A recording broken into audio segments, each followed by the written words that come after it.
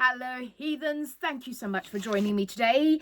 It is part 3 of my series-a-thon. So today's version of it is continue. So these are all the series that I'm in the middle of, and I'm going to be continuing as of now. We'll see. So I think I have all of them, but I have a lot of series. So the first one, this is going to come as no surprise to anyone that has been on this channel, is Long Live Evil by Sarah Rees Brennan. This is one of my favourite books of the year. This is what got me back into fantasy, what got me really back into enjoying fantasy reading.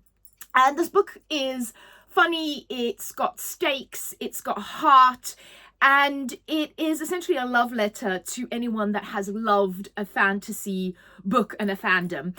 And the second book in the series is coming out next year. I cannot wait. It is on my list of most anticipated books for 2025.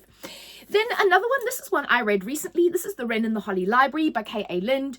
I absolutely love this. This is kind of an urban fantasy about a girl in modern day New York City. Well, I say modern day, but there was like a monster human war, and it's kind of the aftermath of that. And the city, there's, monsters and shifters and vampires and all of that fun stuff. And she is a thief, and she's tasked with stealing something from a monster who catches her, and instead of killing her, recruits her for another job. This also has some romance in it. I really, really love this, based on Irish mythology. And again, the second book's coming out next year, and I'm definitely going to be reading that. Then another one that'll come as no surprise is The Dagger and the Flame. This is by Catherine Doyle. This is about a city where you have two warring guilds, so the Cloaks and the Daggers. One of them is thieves, and one of them are kind of hitmen for hire. And you have a girl whose mother gets killed in the beginning. She seeks solace with the Cloaks, and one of the Daggers is sent to kill her. But he may not want to kill her. Again, second book I believe is coming out next year. Very excited. We'll definitely be picking that up. Immortal Dark by T.K. Germer. This is, again, one of my favourite books of the year. One of my favourite dark vampire books of the year. This is set, it's kind of like dark academia at a university. It has a lot of African mythology to the vampire lore in this. It has very, very kind of morally grey characters, a lot of hard-hitting topics. I loved it, and I'm really hoping there's going to be a book 2 next year soon. Then this one here, The Cursed by Harper L. Woods. I've just read The Coven. Again, this is witch, vampire, romantasy, dark romance, very dark, not for kids. This is again set at an academy for where they teach the witches, and our male love interest, the vampire, is actually the headmaster of the witch school. This has some really cool nature magic in it as well. I love the cliffhanger on the first book, so I'm picking this one up post haste. I think it's only a duology. I'm not too sure though. Then another book that I'm definitely going to get to is this one. This is Shadow Stitch by Carrie Thomas. I read Threadneedle this year. Loved it. It's urban fantasy witchcraft. It very much reminds me of The Craft, of The Chilling Adventures of Sabrina, but a practical magic. There is a wonderful cast of characters. There's this great magic system around knots and sort of like embroidery and knotting that comes into it. It's so good. The special edition is beautiful, and I definitely need to read that soon. Then another series that I adore is Kingdom of the Wicked. This is Kingdom of the Feared. I've been putting this off because I don't want to end the series. But I love Kingdom of the Wicked. I love Kingdom of the Cursed even more, which is the second book. So I have no doubt I'm going to love this. I love Carrie Maniscalco. And, this is happening probably in the next few days, actually. So I am very excited about that one. Then the next one is Forestfall. This is by Lyndall Clipstone. And Lyndall Clipstone has very quickly become one of my top tier favourite authors, Autobi, and she has a new book coming out next year that I cannot wait for. This first book is called Lake's Edge in the series. This one is so incredibly beautiful. It is a dark fairy tale-esque fantasy romance that made me cry, that just hit all of the emotions. Her writing is exquisite. cannot wait to read the second book in the series. It is about sort of a blight on the earth, a curse, this boy trying to break this curse, girl trying to help him. There's very much like a Beauty and the Beast monsterish love story in it. It is divine, and like I said, Lyndall Clipstone has very quickly become one of my all-time favourite auto-buy authors. She's right up there with Ava Reid and Alexis Henderson. 5 Broken Blades! I have patiently been waiting for this Maya Corland follow-up for this book, for Ruined Realms. It is due in January. I am so excited. I'm going to reread like the last bit of 5 Broken Blades because I really love the story. So it is a group of people get together in this kingdom. They're trying to assassinate the king, so they hatch a plan to do this, and they all have different specialities. So one is like a thief, the other one is a poison maiden, an assassin. You've got a kind of an ousted prince who they then want to install as the new king. The thing is, at the back it says, "Let the best liar win." They're all kind of lying. They're all hiding something. So I just really love the series, and it has a lot of the tropes that I really love, so I cannot wait for the second book next month. Then this one here is Bringer of Dust. This is the second book to Ordinary Monsters by J.M. Miro. I love Ordinary Monsters. I'm going to do a separate video just on this series because I think it's very underhyped. It's very beautiful. It has sort of vampire lore, monster lore, kind of Victorian London. It has found family. It has these children with magical abilities, so it kind of gives me almost like a dark TJ Klune vibe, a bit of like a Philip Pullman vibe. I just fell in love with the first book. The only reason I've been putting this off is because it's very long, but you know, the winter holidays are perfect to read those kinds of things. Then the next one I have here, you can see my bookmark, is Kat Dunn's Dangerous Remedy. Again, I fell in love with Kat Dunn's writing when I read Bitterthorn earlier this year. Bitterthorn is very much a dark fairy tale style story, standalone. This is a series.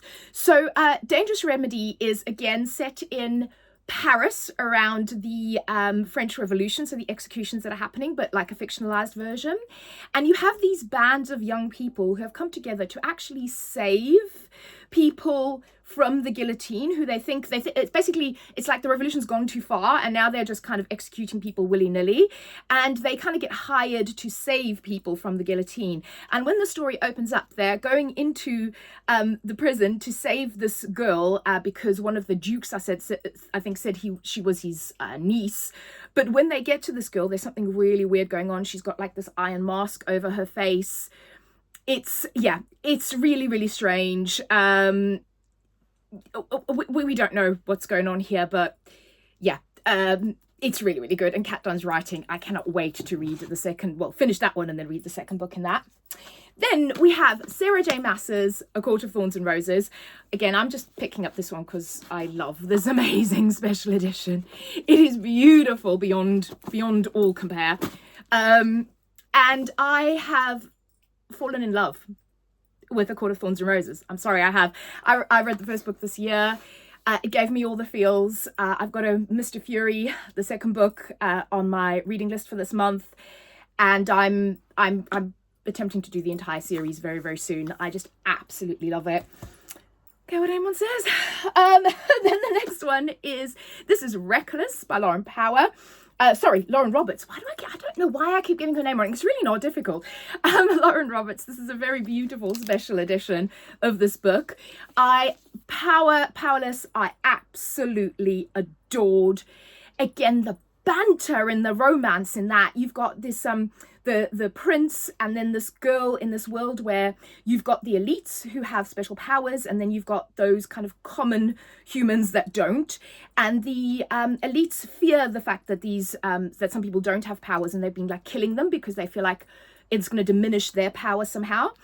And our female protagonist, she has a run-in with the prince, and she is essentially a thief. She's been hiding the fact that she doesn't have a power by kind of pretending she does. So in saving the prince, they decide to put her in these games and these tournaments that the elites play every year. So basically she's got to pretend to have this power and actually take part in this tournament that's very much a deadly tournament. And she's caught between two princes. Again, the cliffhanger on that, hello. hello. Then this one is a very recent read, and I'm really hoping that the second book comes out next year, TBC, but this is The Courting of Bristol Keats by Mary E. Pearson.